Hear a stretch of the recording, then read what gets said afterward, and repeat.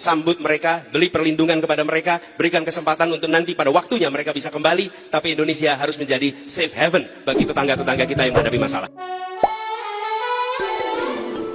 Hola netizen yang tercinta, calon presiden nomor urut 1 Anies Baswedan menilai perlunya dibangun tempat semi permanen untuk menampung pengungsi dari negara-negara yang tengah berkonflik. Adapun hal itu dia ungkap dalam acara Desak Anies X Total Politik di Jakarta pada Jumat 22 Desember 2023 siang. Anies menilai penampungan semi permanen itu perlu untuk menghindari membludaknya pengungsi. Anies mengaku sempat mengatasi para pengungsi Afghanistan pada saat menjabat sebagai Gubernur DKI Jakarta. Dia menilai negara memiliki peran di dalam menciptakan perdamaian dunia. Sebagai warga dunia, kata Anies, Indonesia harus mengambil tanggung jawab. Dia menuturkan ketika ada pengungsi yang tidak mempunyai negara datang ke negeri ini, maka pemerintah harus melakukan aktivitas kemanusiaan. Pada saat menjamu pengungsi Afghanistan, Anies juga mengaku sempat terjadi konflik horizontal di Jakarta. Saat itu, dia mengaku menerapkan kebijakan yang sama ketika Indonesia menangani pengungsi manusia perahu asal Vietnam di Pulau Galang, Batam. Oleh karenanya, dia menilai pemerintah perlu menyediakan tempat semi permanen. Menurutnya, tempat semi permanen itu bisa mengantisipasi datangnya para pengungsi Rohingya dari Myanmar yang belakangan berkonflik dengan penduduk setempat.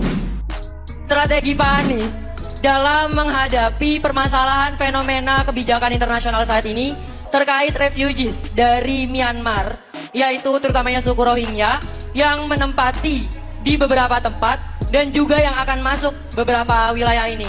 Bagaimana strategi Bapak dalam menghadapi hal-hal tersebut? Karena ketika kita melihat fenomena ini, mereka ini masuk tanpa izin seperti itu, Pak. Terkait dengan peran Indonesia di dunia internasional, kami berpandangan bahwa Indonesia harus aktif. Indonesia di dalam kancah internasional tidak transaksional, di mana kita melihat negara-negara lain semata-mata sebagai mitra dagang, mitra ekonomi. Kalau tidak ada kegiatan perdagangan maka tidak ada hubungan. Tidak, kita adalah seperti kita di sini. Kita semua warga Surabaya, warga Indonesia, dan kita adalah warga dunia yang harus terlibat di dalam urusan-urusan dunia. Sehingga ketika ada persoalan-persoalan kemanusiaan, apalagi yang ada di sekitar kita, maka kita harus membuka pintu kita, menyayomi mereka, memberikan perlindungan yang kita bisa lakukan, sehingga kita menunjukkan kepada dunia bahwa kami bagian dari dunia, dan bila ada problem-problem yang apalagi menyangkut kemanusiaan, Indonesia tidak tinggal diam. Sambut mereka, beri perlindungan kepada mereka, berikan kesempatan untuk nanti pada waktunya mereka bisa kembali, tapi Indonesia harus menjadi safe haven bagi tetangga-tetangga kita yang menghadapi masalah. Terima kasih. Nah, gimana nih menurut netizen yang terhormat? Silahkan berkomentar ya. Halo Pak, saya sangat tidak setuju menerima Rohingya, apalagi memberikan kewarganegaraan dan hak-hak lainnya. Tujuan kalian apa sih mendesak Indonesia untuk menerima Rohingya? Apakah Indonesia, agar terlihat di mancanegara itu, Indonesia hebat banget nih, membantu rakyat negara lain, tapi rakyat Indonesia sengsara, gitu Pak? Tidak membela siapapun, tapi kalian para pemimpin itu harus tegas bro, harus tegas. Kalau gak tegas, gak usah jadi pemimpin. Memberi solusi, tapi memberi solusi yang bodoh, memberikan pulau kosong untuk negara lain. Wow, gitu loh. Tapi rakyat kita ada yang susah dan tidak ada yang punya rumah. Kalian kemana? Tutup mata. Iya, kami para rakyat cuma ingin pemimpin yang mendengarkan suara rakyat, bukan hanya janji-janji manis tai kucing. Saya menolak himbauan para imigran untuk memasukkan imigran massal ke Indonesia. Waspada, jaga, imigrasi massal adalah ancaman bagi eksistensi kita, warga lokal, warga pribumi. Kita tidak anti ras, tetapi kita menolak segala usaha para imigran yang sudah sukses untuk memuluskan masuknya imigran massal ke Indonesia. Imigran massal adalah ancaman bagi eksistensi kita. Saya berharap kesadaran para pribumi untuk melestarikan bangsa dan tanah air, suku dan ras kita jangan terkecoh oleh himbauan para imigran-imigran yang telah sukses hidup di negeri ini. Sekali lagi saya himbau, saya ingatkan, imigrasi massal adalah ancaman bagi negara Republik Indonesia. Waspadalah, waspadalah. Eropa sebentar lagi akan hancur dengan imigrasi massal dari negeri-negeri yang miskin dan bermasalah. Negeri ini akan menjadi hancur. Kita akan digantikan oleh ras imigrasi massal itu. Apalagi dihimbau dan dipromosikan para imigran yang sudah sukses di negeri ini. Saya tidak anti ras. Saya tidak membenci suku-suku imigran yang telah ada di Indonesia, terutama suku-suku ras yang masuk dengan normal. Kedatangan imigrasi yang tidak normal massal adalah ancaman bagi negara Republik Indonesia. Waspada, bahaya ini. Woi Anies, tampunglah di rumah kamu, terus sambutlah di rumah kamu.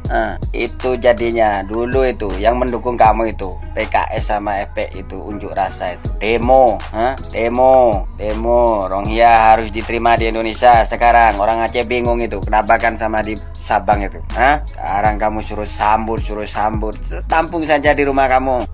So, jadi pahlawan kamu Nis. Orang Aceh sudah kebingungan semua itu sekarang.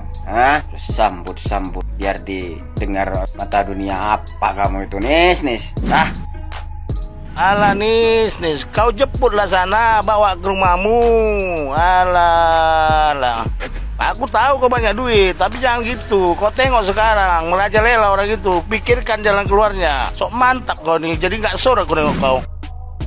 Saya mau kasih tahu Pak Anies, Pak, teman-teman kita, orang-orang Indonesia ini banyak yang punya masalah lebih besar daripada orang-orang Rohingya. Jadi mendingan bantu mereka, Pak. Mereka yang korban-korban pinjol itu ribuan, Pak. Mereka yang menjadi korban-korban dari kebijakan di mana kredit diperpanjang pada masa pandemi itu jumlahnya banyak sekali. Kami yang belum bangkit karena usaha kami tergulung-gulung di masa pandemi itu masih banyak, Pak. Itu juga butuh bantuan loh. Ada pepatah yang mengatakan apabila orang di rumah kita masih sengsara, kita janganlah membuat mereka lebih sengsara dengan Anda memasukkan orang lain ke dalam rumah kita. Kalau kita masih belum mampu menolong, ya sudah dikembalikan saja ke negaranya, di mana negaranya itu punya tanggung jawab terhadap rakyatnya. Bukan kita tampung semua, Pak. Itu sudah ribuan loh masuk ke Indonesia. Ribuan. Dan itu memberatkan. Jangan karena kita di sini merasa bahwa oh ya, dia adalah orang yang susah maka kita tolong. Kita lihat dulu masyarakat kita. Masyarakat kita ini lebih butuh pertolongan, Pak, daripada mereka. Mereka sudah ada yang bertanggung jawab. Buat apa PBB? Buat apa organisasi-organisasi besar dunia? Mereka punya uang loh untuk berangkat ke sini. Mereka tuh keluar uang 15-20 juta loh. Jadi jangan dipikir mereka itu orang yang nggak punya. Jangan dipikir mereka adalah orang miskin. Karena kita di Indonesia lebih banyak yang jauh lebih miskin daripada orang pengungsi tersebut. Ayolah Pak, jangan naif seperti itu. Pikirkan negara kita. Anda belum jadi presiden saja sudah mencoba untuk tidak mau mendengar suara rakyat yang kesulitan untuk membantu mereka. Biarlah mereka menjadi tanggung jawab negaranya. Jangan kita sok-sokan menolong. Kejadian di Malaysia sudah memberikan gambaran yang jelas bagaimana mereka semakin sengsara setelah menerima kehadiran orang-orang itu. Apa kita mau ketambahan lagi bebannya? Kasih aja lah Pak buat mereka yang miskin-miskin, buat korban-korban yang kemarin usahanya tergulung-gulung karena pandemi, buat mereka yang untuk makan sehari 3 kali aja kesulitan, untuk biaya sekolah aja kesulitan. Kita mau memikirkan makan, mikirkan perut orang di mana mereka dikasih makan itu nggak ada kepuas-puasnya sama sekali. Pikirkan itu Pak. Jangan karena Anda pengen mendulang suara, maka Anda melakukan hal ini. Ayolah, kalau Anda ingin mendulang suara, bagilah kemakmuran buat rakyat miskin Pak, bukan nambah beban buat kami. Kecuali Anda punya uang, kemudian Anda bisa bayarkan uang makannya mereka setiap hari, snacknya mereka setiap hari. Ayolah Pak, bagi yang itu buat mereka, silahkan kalau itu uang Anda. Tapi mending bayar dulu hutangnya, supaya Anda tidak kena masalah di kemudian hari. Kami ingat kok, masyarakat ingat tentang kegagalan Formula E. Kita nggak usah nginget-nginget Rohingya, cukup ingat Formula E yang kemarin Pak. Lumayan itu dananya Pak untuk bantu masyarakat yang tidak mampu, masyarakat yang miskin, masyarakat yang butuh uang untuk makan 3 kali sehari. Masyarakat kita ini loh belum makmur Pak. Jadi nggak usah mikirin masyarakat negara lain, pikirkan masyarakat kita. Buat aku pribadi sebenarnya itu kurang setuju. Oke lah kalau untuk sementara, cuman kan cobalah gitu, kita juga di Indonesia sendiri nih ya, masih banyak yang susah, bukan cuman 1-2 orang, bahkan kita aja ya mau punya rumah hunian sendiri tuh sulit, sampai ada yang pinjem bank, KPR segala macam, dan itu tuh nggak semua orang bisa lo ngajuin KPR, hanya beberapa orang doang. Lah kita yang sebagai rakyat kecil yang istilahnya pas-pasan, ya aku sendiri sekarang ngontrak, agak gimana ya, bisa nggak sih dikasih, kalau oke lah kalau emang negara sebaik itu, cobalah bantu yang negara sendiri dulu, urus dulu negara sendiri, apakah emang sudah sejahtera atau belum, begitu. Oke lah kalau untuk sementara, tapi kalau untuk seterusnya no, terlalu berat. Kita aja yang warga negara Indonesia sendiri tuh masih susah, bukan bisa kebilang lagi senang, enggak. Kita juga lagi dalam masa krisis juga, apalagi keuangan, perekonomian juga nggak semua sedang membaik, karena ya apa ya, orang Indonesia kan bukan cuma 1.000-2.000 gitu, karena itu banyak banget gitu tuh yang kehitung, entah yang nggak terdaftar di kartu keluarga atau negara kan kita nggak tahu. Oke, segitu dulu aja lah. Aduh pusing.